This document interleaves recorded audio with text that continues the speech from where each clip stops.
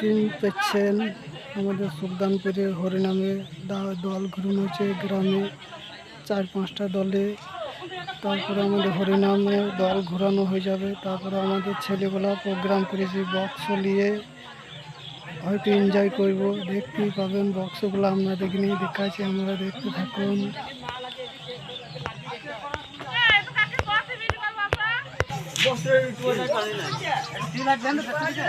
পিছনে বাধা হয়ে গেছে, বেঁধে দিয়েছি গো।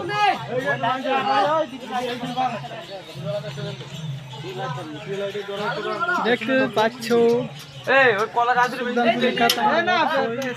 প্রোগ্রাম হবে।